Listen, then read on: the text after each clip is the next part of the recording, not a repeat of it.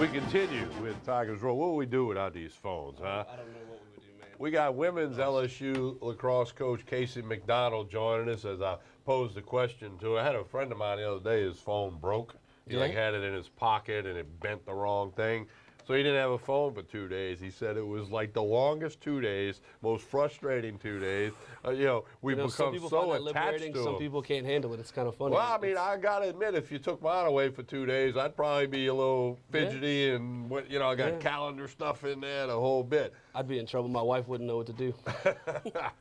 Women's lacrosse, LSU style. You guys had a banner season this year, and we appreciate you coming out today to kind of recap us, tell us where the program was and then where it's going. So talk about the very successful season that you just had with women's lacrosse at LSU. You are correct. We were very blessed this season. We won our conference division championship, the second year of the Division II division of the TWIL, which is the Texas Women's Lacrosse League, which we've actually sent in a motion to rename it to the Texarkana Women's Lacrosse League, as the teams from Texas, Louisiana, and Arkansas are now participating. I think they should change that. So we should change it to get it more all-inclusive, kind of grow the conference in itself.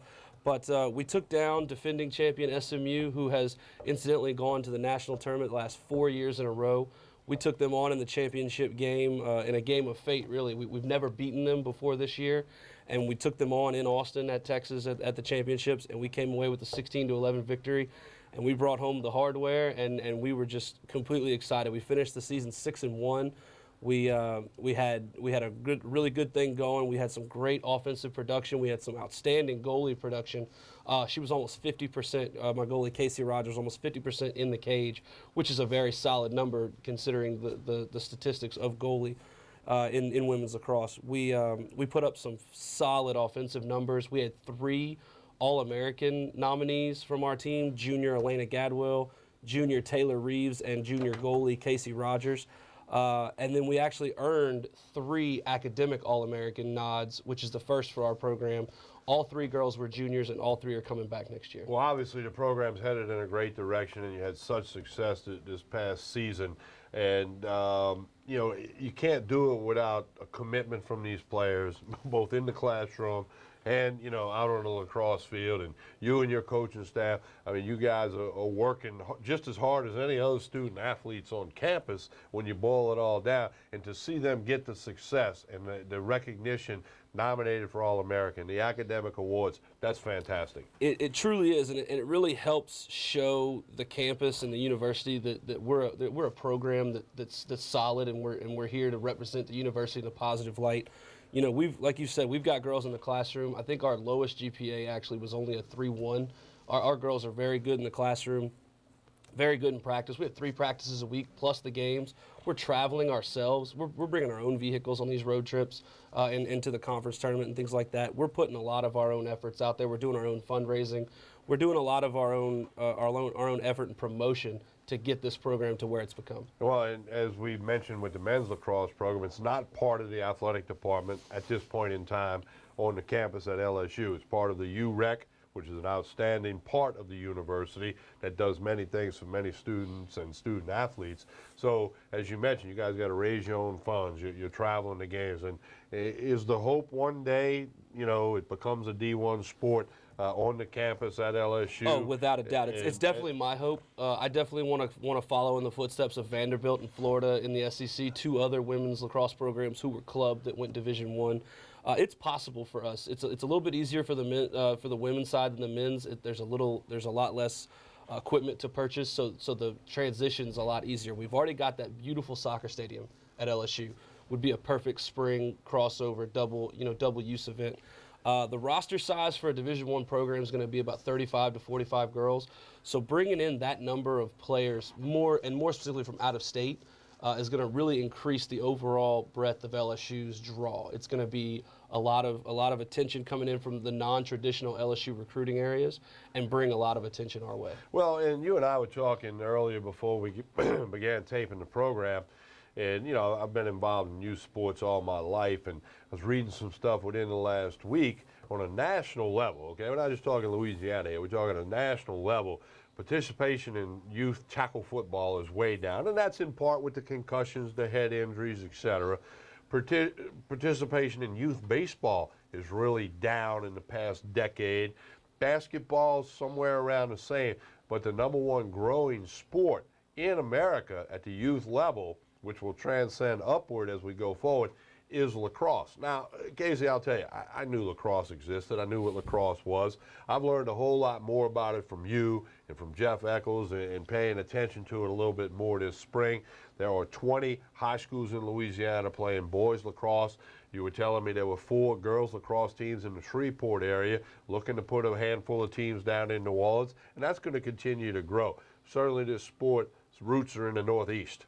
But it is spreading. Denver just won the men's lacrosse championship, beating Maryland. First time a team not from the East won the D1 title in men's lacrosse. So there's a lot of travel teams, club sports, and whatnot. Lacrosse is growing for both the men and, in your case, the women. And that is going to be the fuel that it's going to take for you to put 35 to 45 girls on a roster, become a D1 sport, and keep growing this thing. That's very correct. You know, there's a lot of Division II, Division III programs popping up all over the country, specifically the Midwest and the Southeast. There's schools as close as Centenary with a Division III program, you know, in Shreveport. You got schools Huntington, you've got Piedmont in Georgia, Huntington's over in Alabama.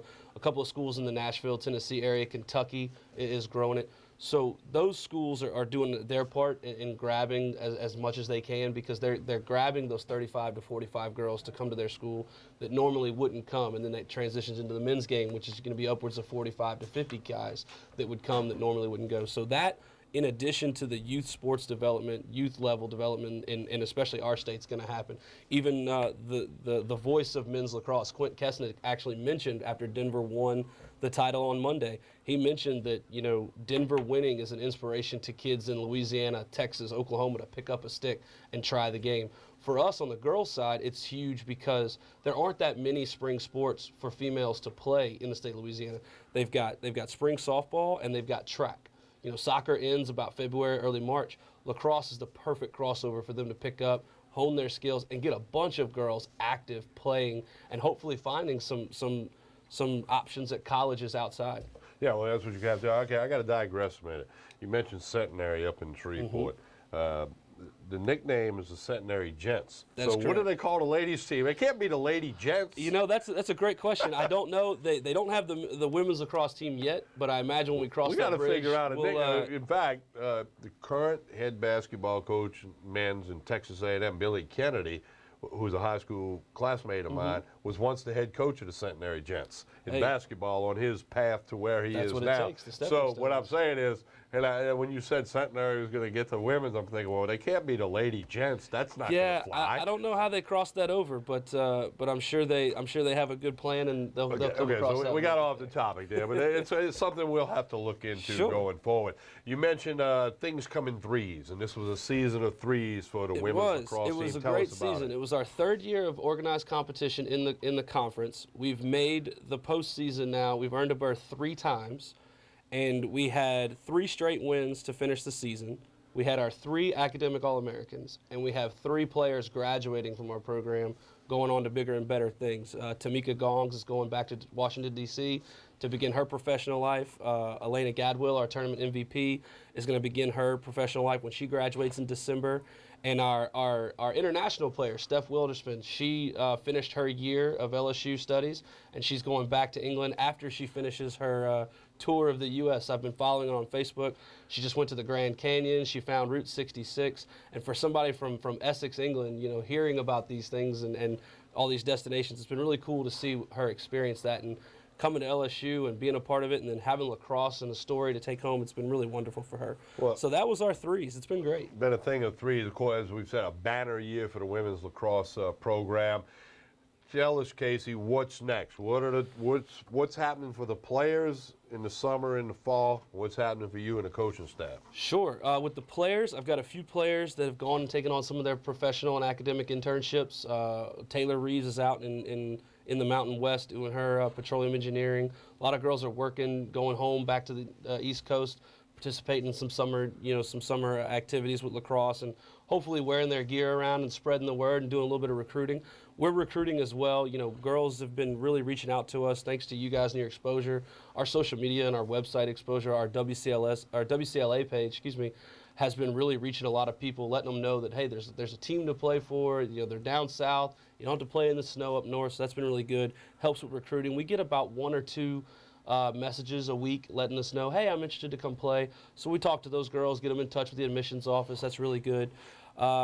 We have one coach who is leaving the program. She's going to move out west to San Francisco to take on her world out there. But Coach Amy Jones is coming back, and if I'm lucky enough to come back, I'll be happy to be here, and we'll see what happens. Well, now, this past spring we had the men's lacrosse match on Pelican Sports TV. You were a part of the broadcast crew because of your knowledge of the game. You were on the sidelines, so we got to work the women in next year, right? I would love to do that. It would be great to do a doubleheader. Jeff and I always talk about, Coach Eccles, that is, always talk about ways that we can combine our efforts and really grow the name of lacrosse, not just men's, not just women's at LSU. So we'll be looking to hopefully do some of that. I'd love to come on board, do some more games, do some more action.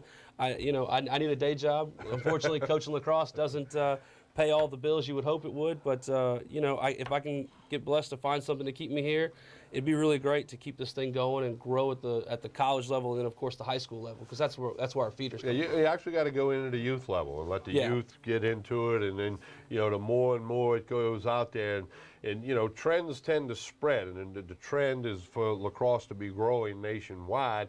Well, it's going to come down here. As I have said, I said it to you before, I said it to Coach Eccles before, if you'd have told me 25 years ago there'd be a hockey team in Lafayette, Baton Rouge, and New Orleans, I'd be like, hockey? What, are you crazy? Exactly. But no, they had teams in all 3 cities at one point in time and had their windows of drawing tremendous crowds and a lot of fun and educated people about the game of hockey. Well, it's no different. I mean, they can bring lacrosse to the forefront as well. It's not something that happens overnight, but it can be done. Oh, absolutely. It can be done with a strong coordination effort with the LHSAA and the high schools.